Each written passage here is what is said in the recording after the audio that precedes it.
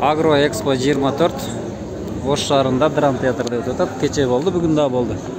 Бүгүн туугандар Багдөлөт фирмасынын көчөттөрү менен тааныштырабыз.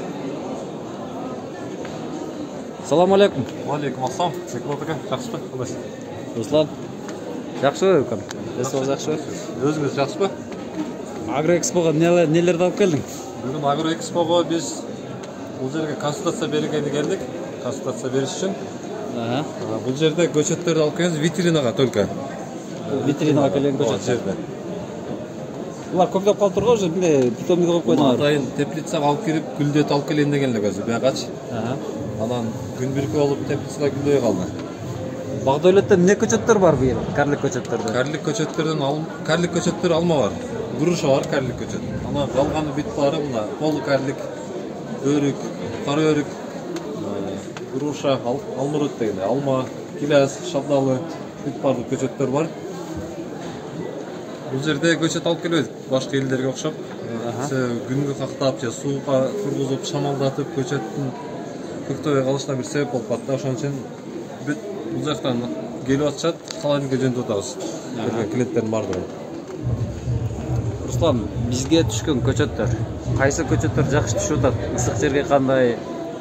Азыр өзүң көрсөтүп, жакшы көрсөткөн көчөттөр мына гала алмасы, галанын клондору ысык жака. Өзүн жакшы көрсөтүп, уже сатылып атат. Мен өзүм 110 сомдон саттым ушул алманы. Эң жакшысы. Азыр мына сүрөттөгү сен да? Сүрөттөгү мен ушул саткан алма 110дон кетти. Эң сатып атканым ысык жака. Ысык жерге. Принция мына кадам жайда 150 сомдон сатышты. Аз эле чыкты, 2-чи жылы. Ушул өзүн көрсөттү жакшы. Жаңактар биринчи берип атат алдын ала. Стенли жакшы болуп турат. Токтогулда. Анжелинону дагы эгишти, кышка деле сактап аткан, сактап көрүшүптүр. Анжелина кышка сакталат. Кышка сакталып, кече мен Гагарин көчөдө көрдүм. 420 сомдон өтүп турат. 1 килограмм. 1 килограмм анжелина 420 сомдон турат. Февралдын 12-синде. Бадамдар кандай болду? Бадамдар болгондор барбы? Бадам болду, быйыл биринчи серия гана берди. Чоңдугу 5 см, 4 см. Биринчи серия. Ооба. 3-жылы берди. Чоңдугу биринчи серия болуп. Эми ушул бадамга өтүш керек негизи. Түштүк тарап бадамга өтпөсөк болбой калды. Кайсы сорт тигебиз быйыл? Феррагнисби же Феррадуэлби? Феррадуэл, макако өзүн өзү чаңдаштырган кеч гүлдөгөн бадам сорттору бар. Өзүн өзү чаңдаштырат. Өзүн өзү чаңдаштырат. Мына макако ошолор. Ушуларга өтпөсөк болбой калды. Эми алма, алмурут, башкаларды көпчүлүк эгип атат. Биз пайдаланып, кунарсыз ошол асыл төмөн жерлерге бадам эгишибиз керек. Анан ысык жакында розыгылык алмасы дагы жакшы болуп атат. Пинклер, розыгылык, Өзбекстан ушуга өтүп атат. Ушул алманы. Инорет Story деген алма. Бул Европада дүйнө жүзүндө эң жаңы сорт, эң акыркы алма ушул. Келечектин алмасы ушул болот турат. Келечекте ушул алманы тигебиз. Ушуну айтып атышат, түрктөр. Ушуну айтып атат дейт. Анан мына айваны эгишти эшме, груша, биалма деп коет. Кече айтып кетти Арслан ака эгиптир эле. 50 сотық жерден экинчи жылы 1 тонна алдым, 150 миң сом акча болду дейт. 50 сотық жердики. 50 сотық жердики. Айваныка. Өтө жакшы нерсе экен. Жер болсо дагы эгем деп туруп кетти да. Өтө жакшы нерсе экен. 1 тонна алып 150 сомдон сатып. Өзү базарга чоң болот да. Анан шабдалылар негизи өзүңүз деле билесиз, эрте бышкан акча болот же кеч бышкан акча болот. Ортодогусу арзанап кетип атат да. 15 сом, 20 сом болчу. Мына свитледи Ошто кээ бир жерлеринде октябрда бышыптыр свитледи. Кээ бир жерлеринде сентябрдын 10-15-те бышыптыр. Баткенде сентябрдын 10-у деп жүрүшөт свитледи. Мына Копа-Кобана деген жаңы нектарин сорту келип атат. Бул нектарин сорту майдын 10-15 бышат.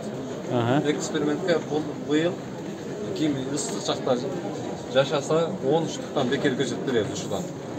Ушунар Шамалсай, Араван, Кадамжай, Лейлек кайсыл жагында болсо 10 штуктан бекер беребиз экспериментке. Себеби бул өтө эрте бышат, эрте гүлдөйт.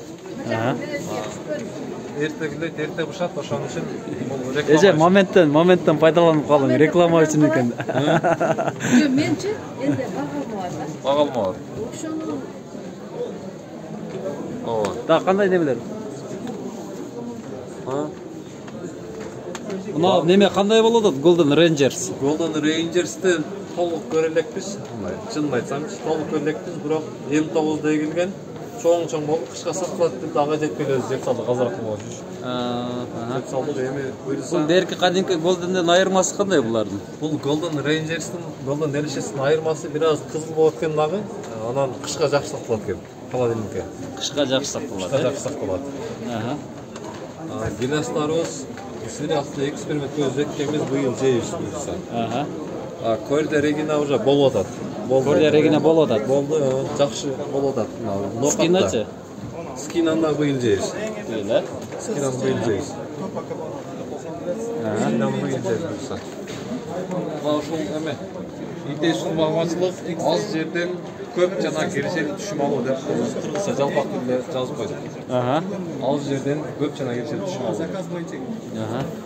Баттырууда эң маанилүү нерсе жерди туура тандашыбыз керек, кайсыл жака. Болушунча сууга жакын, айдоого жакын, жерге жакын дегендей. Анан топурак анализине жараша подвой тандоо, тамыр тандоо деп аны айтып келебиз айымда. Аймактын климатына ылайык сортту тандоо базарга жакшы өтө турган. Анан чаңдашууга маани берет. Кандай чаңдашат? Ушул эң негизги критерийлер. Анан алдын ала бутоо формасына жараша катар аралыктарын белгилөө. Кандай бутоо формасы болот, ошого жараша катар аралыктарын белгилөө. Бирдей түрдөгү жана сорттогу базар талап кылган сорт тигүү деп эме кылдык. Биздикилер көбүнчө шакарат деп коет да түштүкчө. Андан чүздү, будан электе кылып туруп багын аралаштырып тигип атат да. Биз Турция, Өзбекстан көп жактарда көрүп атабыз. 300 гектар, 100 гектар бактар бардыгы бир түр, бир сорт болуп атат да.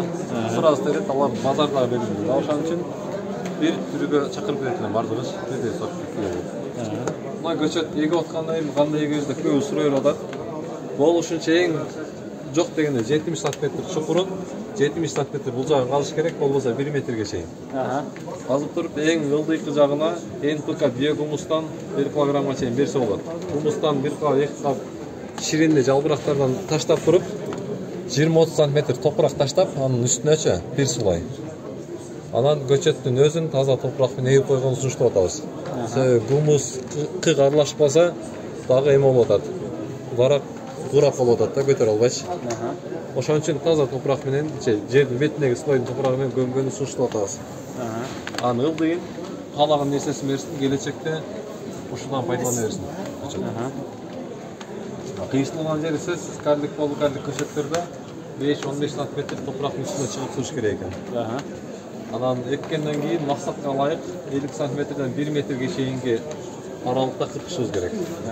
Руслан, рахмат. Азыр чоң информацияны кичинекей бир форматтап туруп берип койдум. Бул жерде информация аябай көп.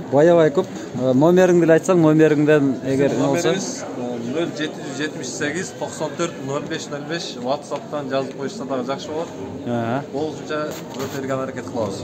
Рахмат. Иштерге ийгилик.